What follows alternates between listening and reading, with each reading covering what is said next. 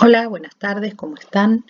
Esta es la clase del día de hoy, continuación de la clase de hace 15 días sobre la combustión de los hidrocarburos. En este momento estamos explicando las propiedades químicas de los hidrocarburos. Ya hemos visto el formuleo, cómo se escriben las fórmulas y los nombres, cómo se clasifican los hidrocarburos, cuáles son sus propiedades físicas. La clase anterior vimos la combustión como una propiedad química muy importante y ahora vamos a ver otra propiedad importante que es la halogenación. Vamos a ver o empezar por ver qué significa esto de la halogenación de hidrocarburos. Quizás recuerdan que hay un grupo de elementos en la tabla periódica que se llaman halógenos. Los halógenos son los elementos que están en el grupo 7 o 17 de la tabla periódica. Los 4 halógenos que aparecen en ese grupo son el flúor, el cloro, el bromo y el yodo. El flúor a temperatura ambiente es un gas incoloro, muy reactivo, sumamente reactivo. Quizás lo asocien con la palabra flúor, se suele asociar con tratamientos para las caries o los dentífricos. En realidad, tanto en un caso como en otro, no es flúor lo que se aplica, sino un compuesto de flúor, porque el flúor reaccionaría con los dientes y nos dejaría sin dientes. Eh, pero bueno, está relacionado, pero no es exactamente. Uno muchas veces escucha que dice que el dentífrico tiene flúor, en realidad lo que tiene es un fluoruro, que es una sal que contiene flúor, que no es lo mismo. El cloro es un gas a temperatura ambiente de color verde, también muy reactivo, muy irritante. También acá la palabra cloro se suele usar como sinónimo de lavandina muchas veces, o se habla del cloro que se le agrega a las piletas de natación, y en realidad lo que usamos en esos casos no es cloro, sino es un compuesto que tiene cloro, algún cloruro, que no es lo mismo. De hecho, el cloro gaseoso se usó hace mucho tiempo en una guerra, fue como una primera arma química, donde bombas de cloro se arrojaban a las trincheras y los soldados enemigos inhalaban este cloro cuando se rompían esas bombas, y lo que les producía era una quemadura intensa en todo lo que es la parte mucosa, o sea, la nariz, el interior de la nariz, el interior de los ojos y el interior de la boca, con quemaduras muy graves que les producían la muerte. El bromo es un líquido a temperatura ambiente, un líquido que se evapora fácilmente. El líquido es de color marrón rojizo y el vapor también es de color rojizo, pardo. Solemos usarlo a veces en los laboratorios para hacer algunos ensayos y hay que tener mucha precaución. Se suele usar en las reacciones, se hacen bajo una campana. Las campanas son como una especie de extractor, como los que había en las cocinas de las casas. Y el yodo, que es un sólido a temperatura ambiente de color violeta, color violáceo. Quizás ustedes conozcan el alcohol yodado que se suele comprar en las farmacias, que es algo parecido al Pervinox en cuanto al color. Cuando el yodo se disuelve en agua o en alcohol tiene ese color marrón rojizo, pero cuando se evapora, los vapores son de un color fucsia muy intenso. Bien, todos estos son los halógenos. Los halógenos reaccionan químicamente con los hidrocarburos y los compuestos que se forman como consecuencia de esa reacción se llaman derivados halogenados. Estos derivados halogenados ya no son hidrocarburos, porque recuerden que hidrocarburo significa que contiene solamente carbono e hidrógeno. Ahora ya se van a sumar a esas moléculas átomos de algunos de los halógenos. Vamos a ver qué pasa.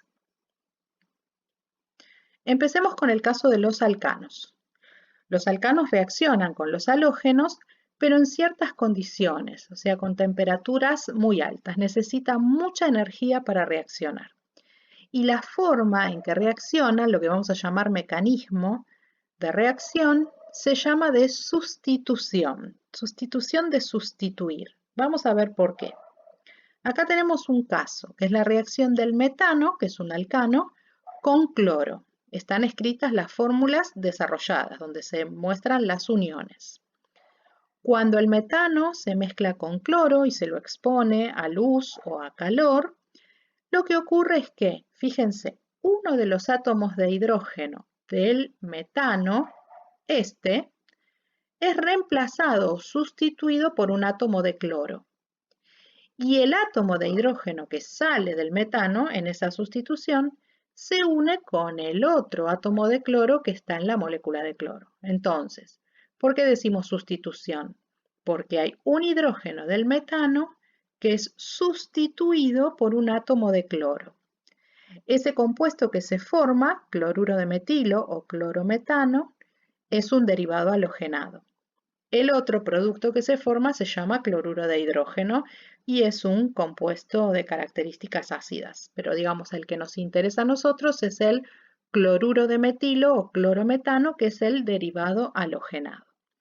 Entonces, los alcanos reaccionan con los halógenos, en este caso el ejemplo es con cloro, a altas temperaturas, con luz o calor, de manera tal que haya mucha energía, mediante un mecanismo que se llama de sustitución, donde un hidrógeno del hidrocarburo es reemplazado por un halógeno, un átomo de hidrógeno por un átomo del halógeno. En cambio, en el caso de los alquenos y de los alquinos, también se produce la reacción, pero justamente la reacción es mucho más sencilla porque ocurre a temperatura ambiente. Es decir, a la temperatura ambiente, sin necesidad de entregar más energía, se produce la reacción entre el alqueno o el alquino con el halógeno para formar el derivado halogenado. Y en este caso se dice que el mecanismo es de adición. ¿Por qué? Fíjense en este caso, el eteno, que es un alqueno, reacciona con cloro. Y fíjense lo que ocurre. Ven que en el eteno hay una unión doble. En el producto no hay una unión doble, o sea, de esas dos uniones, una de las dos se rompe. Al romperse esa unión, le da permiso a los dos átomos de cloro para unirse a esos dos átomos de carbono.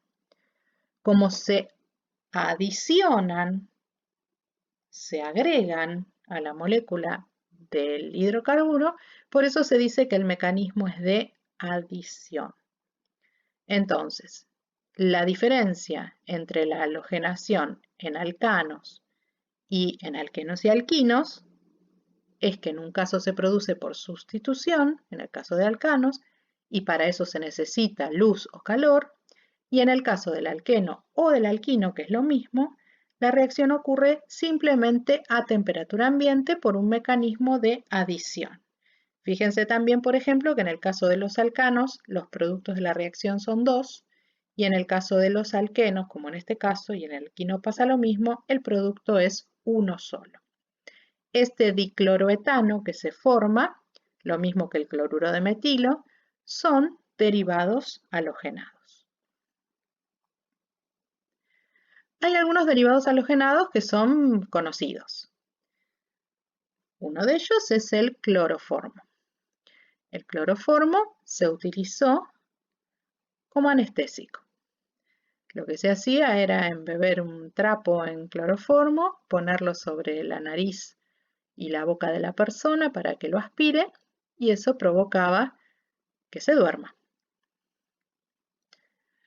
Otro derivado halogenado conocido es el tetracloruro de carbono. Uno de los usos que tuvo el tetracloruro de carbono hace mucho tiempo fue en extintores de incendios. Hoy en día se está tratando de dejar de usar, pero bueno, uno de los usos que tenía era en el caso de la limpieza en seco. ¿Qué significa la limpieza en seco? Vieron las tintorerías, por ejemplo, donde no se lava la ropa, sino que se limpia sin necesidad de mojarla. En esos casos se usaba tetracloruro de carbono. Otro derivado halogenado famoso es el bromuro de etilo. ¿En qué se usaba el bromuro de etilo? Ya no se usa. Se le agregaban las naftas. Y eso hacía que las naftas fueran mejores.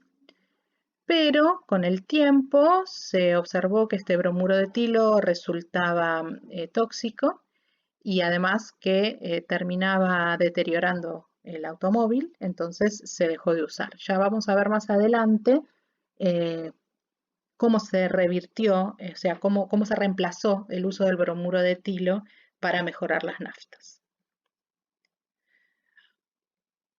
Otro derivado halogenado famoso, y en este nos vamos a detener un poquito más, es el freón 12. El freón 12 es un derivado halogenado que está formado por carbono, flúor y cloro. Ahí tienen la forma de la molécula. Un carbono, 2 átomos de cloro y 2 átomos de flúor. Estos compuestos se usaron como refrigerantes en los aire acondicionados, en las heladeras. ¿Cuál es el problema de estos compuestos? El freón 12 corresponde a un grupo de compuestos que se llaman CFC, que significa clorofluorcarbono. Los CFC, muy controversiales, afectan la capa de ozono. ¿Qué es la capa de ozono? La capa de ozono es una capa que está en la estratosfera que nos protege de los rayos ultravioleta del Sol. Ustedes saben que hace un tiempo se habla del agujero de ozono o del debilitamiento de la capa de ozono. Bueno, uno de los culpables, digamos, entre comillas, de que esto haya pasado son los gases CFC. ¿Dónde están los gases CFC? Están en los extintores, en las heladeras, en los refrigerantes, en los aerosoles. De los aerosoles, el gas que se usa como propelente es el gas que perjudica la capa de ozono. ¿Qué es el gas propelente? Es el gas que permite que el aerosol salga como un spray. Alguna vez les debe haber pasado que un aerosol, por ejemplo, no sé, un desodorante está completo, está lleno, sin embargo, ustedes apretan la válvula y no sale nada. Eso quiere decir que perdió todo su gas propelente. O sea, sin ese gas propelente, el contenido interno del aerosol no puede salir en forma de spray. ¿Por qué los CFC afectan la capa de ozono?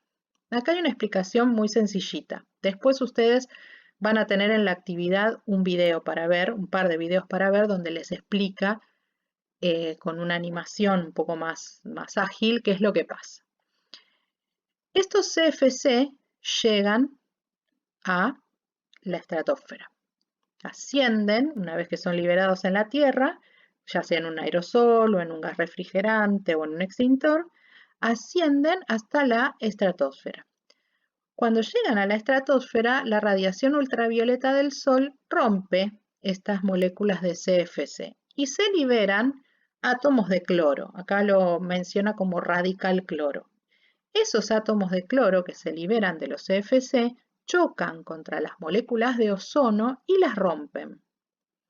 Al romperse esas moléculas de ozono, se separan, por un lado, en una molécula de oxígeno y por otro lado, un átomo de oxígeno suelto que se va a unir al cloro. ¿Qué es lo que ocurre en la estratosfera naturalmente? El ozono está permanentemente desintegrándose y volviéndose a formar, como un ciclo, digamos, de equilibrio. Las moléculas de ozono, que tienen 3 átomos de oxígeno, el ozono es O3, se rompen en O2 por un lado y oxígeno por otro, pero instantáneamente se vuelven a reconstituir. Entonces el ozono está permanentemente en la zona de la estratosfera. Pero si en esa formación interfieren estos CFC, ¿por qué? Porque al el átomo de cloro unirse a uno de los oxígenos ya no se puede volver a reconstituir la molécula de ozono, entonces así la capa de ozono se va debilitando y de a poquito en algunos lugares va desapareciendo. ¿Cuál es el problema que desaparezca la capa de ozono? Que la capa de ozono nos protege de los rayos ultravioleta. Los rayos ultravioleta es la radiación del sol más dañina que puede ocasionar serios problemas en todos los seres vivos de la Tierra. Uno de los problemas más serios es que puede ocasionar alteraciones genéticas, lo cual implica mutaciones genéticas. Otra alteración importante es el cáncer de piel. Otra alteración importante son los problemas en la vista. Entonces, la capa de ozono es absolutamente necesaria para nosotros. ¿Quiénes ocasionaron ese agujero en la capa de ozono o la debilitación de la capa de ozono? Bueno, como acá dice, los CFC, pero no son los únicos. También ciertos óxidos de nitrógeno que se desprenden de aviones o ciertos compuestos de bromo que están en los extintores de incendio o el tetracloruro de carbono que se usa, como ya dijimos, en la limpieza en seco, también en agricultura o como pesticida.